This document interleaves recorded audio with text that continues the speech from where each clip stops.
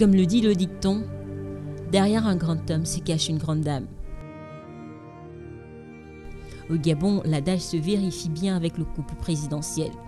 Sylvia Bongo, première dame du Gabon, a fait des droits des veuves et des orphelins, ainsi que la lutte contre les cancers du sein et du col de l'utérus, ses priorités. Au Gabon, les femmes perdaient leur dignité et leur joie de vivre lors de la perte de leur époux. Très vite, elles se retrouvaient sans rien et sans abri, spoliées par leur belle famille. Comme le disait Romain Rolland, un écrivain français, même sans espoir, la lutte est encore un espoir. Une lutte portée par l'ensemble des femmes gabonaises sous la houlette de la première dame Sylvia Bongo Ondimba.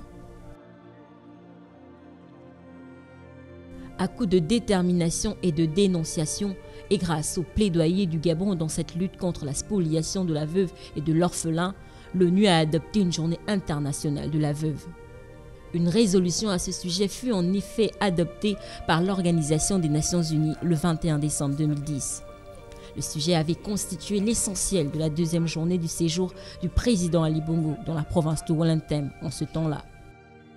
Ce jour-là, devant les chefs des missions diplomatiques accrédités au Gabon et les représentants des organisations internationales, notamment celle du système des Nations Unies qui avait effectué le déplacement d'OIM, la première dame du Gabon, Sylvia Bongo, avait eu ces mots.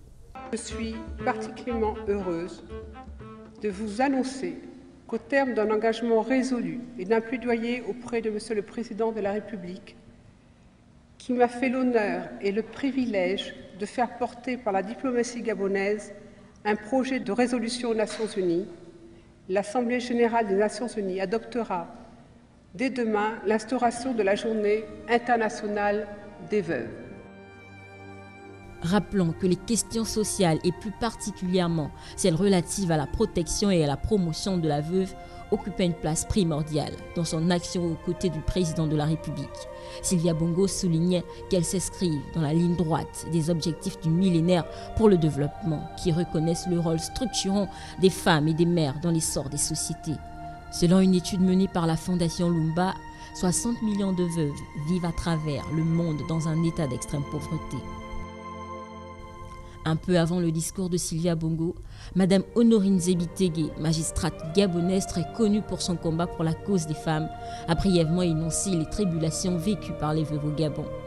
La magistrate a relevé des incompréhensions au niveau du mariage, aussi bien coutumier que civil, auxquels s'ajoutent des comportements d'un autre âge.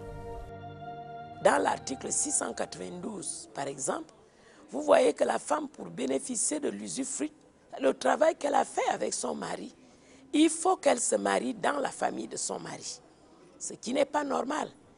Est-ce que c'est un objet qu'on passe comme ça? Est-ce que c'est un sujet de droit?